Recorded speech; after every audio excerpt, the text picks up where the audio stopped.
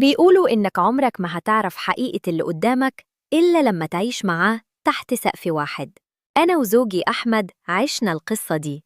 أحمد كان عنده عادة، كان بيهرب من الواقع بأي طريقة، كان بيشرب أي حاجة تخليه ينسى، وأنا كنت الوحيدة اللي ماسكة البيت والمسؤولية. كنت بشوفه يضيع قدامي وأنا بتوسله يتغير. كنت فاكرة إنه حب، فاكرة إني لو صبرت كفاية هيرجع ليا الراجل اللي اتجوزته. بس الصبر بيخلص والحب بيبتدي يتحول لسجن. وفجأة ظهر اسم من الماضي بدأ يتردد في البيت: سيف، صاحب قديم لأحمد. أحمد ما كانش بيبطل كلام عنه، كان يقول لي بنظرة حسرة: تخيلي بقى يا مها، سيف دلوقتي بقى إنسان تاني، سافر، اشتغل، بقى عنده إمباير برا، بقى حد كبير قوي. كان يتكلم بنبرة الواحد اللي بيشوف نفسه في مراية زمانه ويقول: يا ريتني كنت سافرت معاه ساعتها، كنت زماني زيه دلوقتي. كنت ساكتة، جوايا كل الحسرة اللي كنت بكتمها. كنت عايزة أصرخ في وشه: أنا اللي فضلت جنبك، أنا اللي قعدت معاك وإنت بتدمر نفسك، أنا اللي ضحت. بس كنت بكتم. أحمد فضل يقولي إنه بيتكلم مع سيف طول الوقت على تشات، وإن سيف هيجي يزورنا قريب. قال لي بنوع من الفخر الغريب: سيف عايز يشوف حياتي، عايز يتعرف عليكي كمان. يوم ما جه سيف كنت في المطبخ بجهز.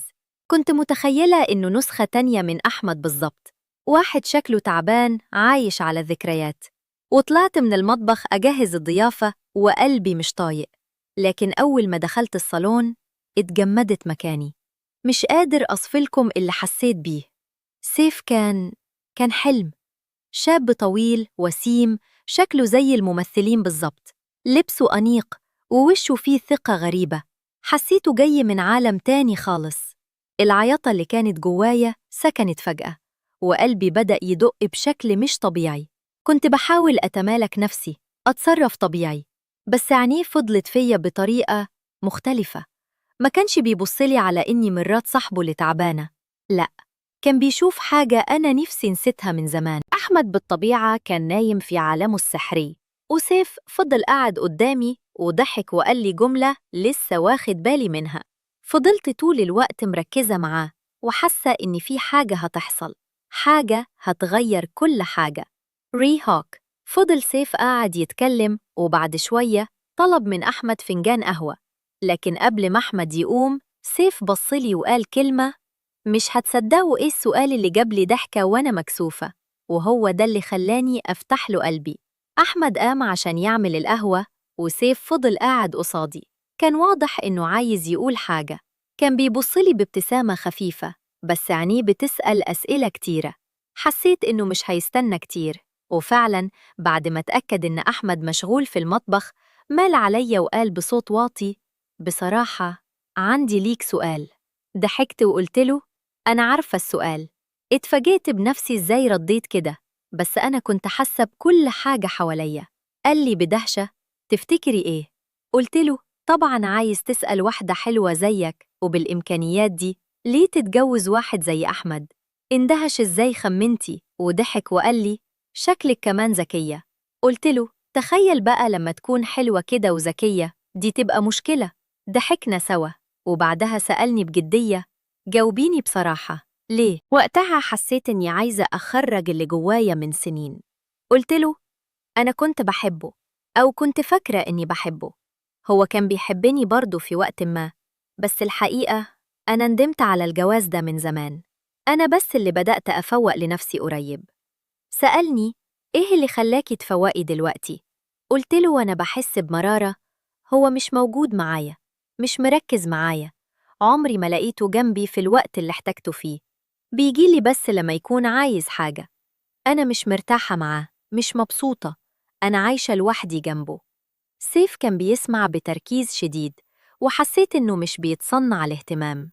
بدأ يفتح لي قلبه شوية، حكالي عن شغله برا، عن ثروته، عن حياته اللي بناها من الصفر. وكان كل ما يتكلم كان بيلمح بشكل غير مباشر إنه نفسه يلاقي واحدة زيي، واحدة حلوة وذكية تكون جنبه. قال لي حرفياً: أنا مستعدة أديها كل اللي هي عايزاه، حتى لو أنا مسافر هفضل براعيها. وأنا بسمع الكلام ده كان أحمد جاي من المطبخ بالقهوة. وقف وسط الصالون وشوية القهوة رايحة جاية في الفنجان. سمع جزء من الكلام اللي قاله سيف عن الواحدة اللي يقضي معاها وقته. سيف اتلخبط شوية وحاول يضحك ويقول إنه مش بتاع جواز، وإنه عايز بس حد يقضي معاه وقت لحد ما يسافر. أحمد بدل ما يزعل قاله: من عيوني يا صاحبي، خد اللي يريحك. أنا وقتها حسيت بحاجة غريبة. أحمد ما كانش غيور، ما كانش مهتم، كان زي ما يكون بيقول لصاحبه: خد، أنا مش فارق معايا. بعد ما سيف مشى، لقيت أحمد واقف في البلكونة لوحده سرحان. عرفت معنى السرحان ده كويس، كان بيفكر في حاجة. قربت منه وقلت له: مالك؟ قال لي بهدوء: عندي فرصة مش هتتعوض. سألته: إيه الفرصة اللي مش هتتعوض دي؟ ساعتها قال لي كلمة وقفت قلبي، كلمة كنت متوقعة، بس لما سمعتها من بقه حسيت إني قدام مفترق طرق. مش هتصدقوا إيه اللي طلبوا مني. أحمد بصلي بعيون فيها حاجة مش طبيعية. قال لي: سمعتي سيف بيقول إيه؟ عايز واحدة يقضي معاها وقت وبعدين يسافر. الراجل ده ما تريش يا مها، عنده فلوس تحل مشاكل جيل كامل. قلت له: ومالنا يعني إحنا؟ ضحك ضحكة بايخة وقال: إحنا مالنا؟ إحنا فقراء يا مها، إحنا عايشين في حفرة وإنتي عارفة كويس. ساعتها عرفتي هو عايز يوصل لإيه. كان بيحسبها، كان بيفكر في إني أكون اللي تقضي مع سيف الوقت ده. قبل ما يقولها قال لي: عايز أتكلم معاكي في موضوع، بس تفهميني صح، بلاش تفهميني غلط. قلت له: قول. قال: ماله يعني لما ترسمي عليه شوية تخليه يحس إنك معجبة بيه، يبتدي يبعتلك فلوس، حياتنا كلها هتتغير. هو عايز حد يقضي معاه وقت، إحنا عايزين فلوس، كلنا هنكسب. إنتي هتاخدي اللي نفسك فيه وأنا هعيش مرتاح. وقفت مكاني مش عارفة أرد. جوايا حاجة كانت بتصرخ إن ده غلط، إن ده هيحطني في موقف وحش، بس حاجة تانية كانت بتقولي: وإنتي مالك؟ هو مش مهتم بيكي أصلاً، هو بيعرض عليكي فلوس مقابل ولا حاجة، مش هتخسري حاجة. أنا كنت حاسة إن سيف معجب بيا فعلاً، كان باين في نظراته، في كلامه. فقلت لأحمد: طالما كلنا هنكسب ماله؟ أحمد فرح فرحة غريبة، زي الطفل اللي لاقي لعبة جديدة. من اليوم ده بقى هو اللي يشجعني أتكلم مع سيف. كنت بتكلم سيف قدامه وأنا حاسة إنه بيتفرج على فيلم، وبعد كده بقيت بتكلمه براحتي، على التليفون، على تشات. كان لطيف، دمه خفيف، بيخليني أحس إني ست مهمة، إني لسه حلوة ومرغوبة، حاجة أحمد ما قدرش يديها لي من سنين. فضلنا كده أسبوعين، كنت بحس إن في حاجة جوايا بتكبر، مش مجرد إعجاب، لأ، كان حب حقيقي بيبدأ ياخد مكانه في قلبي. وكل ما كان سيف يبعد بإنه هيجي يشوفنا كنت ببقى مشتاقاله، وأحمد كان هو اللي يقولي: اتصلي بيه، قوليله يجي. الليلة اللي جه فيها سيف المرة دي كان أحمد زيه زي كل ليلة، ثملان ومش واعي حواليه. أنا وسيف قعدنا لوحدنا وفضلنا نتكلم، وكل ما نتكلم أكتر كنت بحس إني بعرف إني ده الراجل اللي كنت محتاجاه طول عمري. وقعدنا كتير، وحصل بينا حاجات أنا كنت مستنية من سنين. وأنا في اللحظة دي كنت حاسة إني عايزة أختفي معاه، إني أتمنى إني مفيش حد في الدنيا غير هو. أحمد كان عارف كل حاجة وساكت، ساكت عشان الفلوس، عشان المصالح. ري هوك. فضلنا على الحال ده شهر ونص لحد ما جه ميعاد سفر سيف. لكن قبل ما يسافر بيوم قال لي كلمة غيرت كل حاجة، كلمة خلتني أواجه نفسي وأسأل نفسي: أنا كنت بعمل كل ده ليه؟ قبل ما سيف يسافر بيوم قابلني لوحدي، كان وشه متغير مش زي ما أنا متعودة عليه. قال لي بجدية: أنا بحبك بجد يا مها، مش عايز أسافر وأسيبك هنا. قلبي وقع، كنت حاسة إن الكلمة دي جاية، بس لما سمعتها حسيت إني عايزة أعيط. قال لي: لو اتطلقي من أحمد هاخدك معايا، هتسافري تعيشي معايا في بيتي، بس في شرط. قلت له: إيه الشرط؟ قال: إحنا هنفضل عايشين مع بعض أصحاب بس، من غير جواز. أنا مش راجل جواز، بس هديها كل اللي نفسها فيه، هتعيشي في أمان بس من غير ورق. وقفت مكاني مش عارفة أرد، كان قلبي بينده عليا أقول له أنا موافقة، بس عقلي كان بيصرخ: أي ست في مكاني كانت هتعمل إيه؟ الراجل ده بيعرض عليا حياة أحلامي، بس من غير كرامة، من غير حق، من غير أي ضمان إنه حيكمل معايا ولا حيسيبني بعد ما يزهق. رجعت البيت وأنا مش عارفة أنام. لقيت أحمد قاعد في الأوضة مش سكران النهاردة، كان صاحي وكان عارف إن سيف كلمني. قال لي بهدوء: عرفتي إيه؟ قلت له: عايزني أطلق وأسافر معاه من غير جواز؟ أحمد قعد ساكت شوية وبعدين قال لي جملة ما توقعهاش: اعملي اللي يريحك، بس فكري، لو سافرتي من غير جواز هترجعي ازاي لو حصل حاجة؟ انت عارفة سيف هو مش راجل يرتبط، لكن لو قررتي تكملي معاه هنا برضو احنا مستفيدين. أنا كنت محطوطة بين نارين، من ناحية سيف اللي بحبه وبيحبني بس عايزني أعيش معاه من غير جواز، من غير أي حقوق، ومن ناحية تانية أحمد اللي سايبني أعمل اللي أنا عايزاه طالما إن الفلوس هتفضل تجيله. مش عارفة، أنا بجد مش عارفة أقرر. كنت بحس إني لو رحت لسيف هخسر نفسي، ولو قعدت مع أحمد هفضل طول عمري في السجن اللي أنا فيه. أنا دلوقتي محتاجة أسمع رأيكم، انتوا لو مكاني هتعملوا إيه؟ أنا عارفة إني غلطت من الأول، إني اتجوزت أحمد وأنا مش عارفة هو مين، إني دخلت في علاقة مع سيف وأنا متجوزة، بس أنا مش عايزة أغلط تاني، عايزة أختار الصح. ريهوك. أنا وقفت مش قادرة أقرر. أحمد ساكت وسايب لي الحرية عشان مصلحته، وسيف عايزني بس من غير جواز. أنا عايزة أسمع منكم، إيه رأيكم؟ هل أروح لسيف ولا أكمل في الجواز اللي أنا فيه؟ أنا مستنية ردودكم عشان لو حد في نفس مكاني يعرف الصح من الغلط. أنا دلوقتي قاعدة بفكر ليه أنا أوصل للمرحلة دي؟ ليه سبقت نفسي أتخذ القرارات الغلط واحدة ورا التانية؟ مش عارفة ألوم حد غير نفسي، بس برضو مش عارفة ألوم نفسي إزاي، وأنا كنت بدور على حب حقيقي، على حياة كريمة. أحمد ما كانش وحش في الأول، لأ، كان حنين، كان بيحبني، بس الحب لوحده مش كفاية لما الإنسان يكون تايه. هو اختار يضيع في الحاجات اللي بتنسيه، وأنا اخترت أضيع معاه عشان أصلحه. وده كان غلطي الكبير. إنك تتجوزي حد عشان تغيريه دي أكبر غلطة ممكن أي ست تقع فيها. وسيف كان ساعتها الحلم اللي جه في وقته، الراجل اللي فجأة خلتني أحس إني لسه حلوة، لسه مرغوبة، لسه عندي قيمة.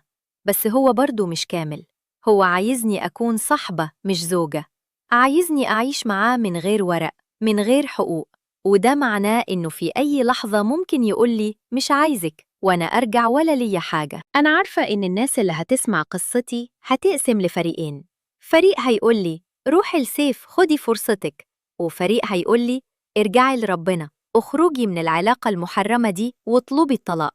بس بجد أنا مش عارفة لو سبت أحمد دلوقتي هقدر أعيش إزاي. ما عنديش شغل، ما عنديش فلوس، ما عنديش حد يسندني، وأهلي مش هيتقبلوني. عارفة كويس إزاي المجتمع بيعامل الست اللي سابت جوزها. وسيف هو الوحيد اللي مد لي إيده، الوحيد اللي قال لي تعالي عيشك، حتى لو من غير جواز هو لسه هيديني حياة أنا مش عارفة أحلم بيها هنا. أنا محتاجة حد ينور لي طريق، محتاجة حد يقول لي إيه الصح وإيه الغلط من غير ما يحكم عليا. أنا عارفة إني غلطت، بس أنا مش عايزة أغلط تاني، أنا عايزة أختار الصح حتى لو الصح صعب. ريهوك. في الآخر أنا قررت إني هقابل سيف مرة أخيرة قبل ما يسافر، هقعد معاه وأقول له كل اللي جوايا، هطلب منه إنه لو بيحبني بجد يخليني أعيش بكرامة، بجواز، بحقوق، مش مجرد صحبة جنبه. مش عارفة هو هيوافق ولا لأ، بس أنا قررت إني مش هتنازل عن كرامتي تاني. تابعوا معايا للجزء الأخير، هقول لكم حصل إيه في اللقاء الأخير ده. قابلت سيف في مكان هادي بعيد عن البيت، مكان نقدر نتكلم فيه من غير ما حد يسمعنا. كنت مرعوبة، كنت خايفة من رده، خايفة يرفض، خايفة أندم على الخطوة دي. قعدنا جنب بعض وكانت عينيه مليانة حنية. قال لي مالك يا مها، شكلك تعبانة. قلت له سيف أنا بحبك، بجد بحبك، بس أنا مش عارفة أعيش بالطريقة اللي أنت عايزها. سألني إيه اللي مش عايزاه؟ قلت له وأنا بحس بدموعي قربت تنزل، أنا مش عايزة أكون صاحبة، أنا عايزة أكون زوجة، عايزة حقي، عايزة كرامتي. لو أنت شايفني حلوة وذكية زي ما بتقول يبقى أعاملني بكرامة، مش أبقى مجرد واحدة جنبك لغاية ما تزهق. سكت شوية وفضل يبص في الأرض.